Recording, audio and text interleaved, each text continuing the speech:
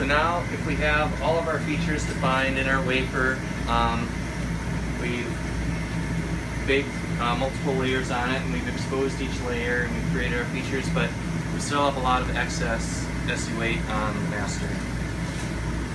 And so the final step in this whole process is to develop it. And so that's this setup here.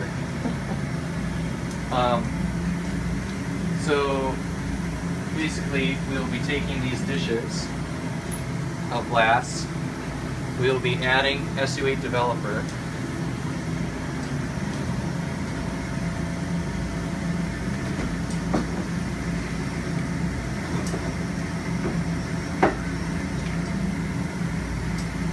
That's propylene glycol monomethyl ether acetate, or SU-8 developer. This is fresh developer. And this is where we put used developer. And this is also another bottle of fresh developer. When we have a wafer that we want to develop, we put it in a dish, and we'll pour about almost a centimeter of fluid, maybe a little less, in the bottom, as you can see here.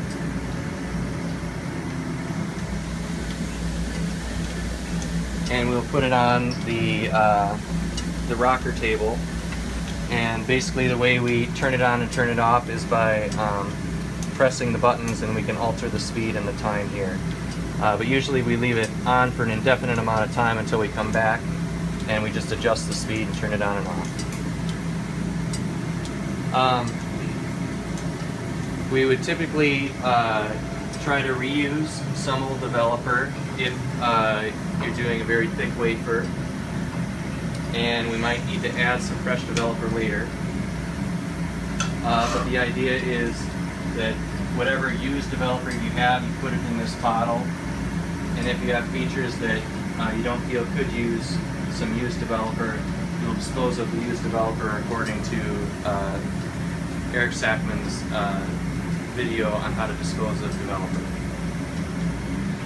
But basically, we rock this in the dish with SU-8 developer for 40 minutes to an hour, and after that's done, it will come out, or a lot of the features will now be defined, and it will just be very wet with SU-8 developer. So now the next steps are to wash off the excess developer and dry off your wafer so that you have something that looks like this. So to simulate this, I'm going to pretend like I'm pulling my wafer out of the container of SU-8 developer, and it'll be dripping here, and what we're going to use are these two reagents, acetone and isopropanol. We're going to start by spraying the device with isopropanol, then we're going to alternate between the two for as much as we need, and then we will finish with isopropanol. The reason we do this is that acetone is very volatile and it cools down your wafer very quickly. So if you were to spray it directly with acetone, the features might contract and delaminate. So first we spray with isopropanol, which is less volatile and doesn't cause that rapid temperature change. So we're going to wash both sides of the wafer with isopropanol, acetone working from top to bottom, both sides again, and isopropanol.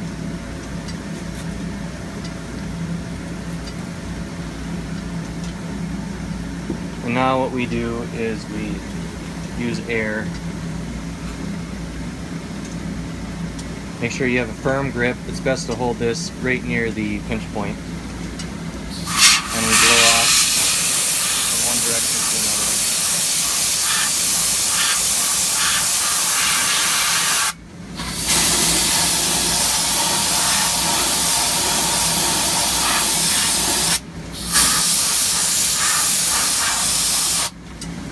Both sides.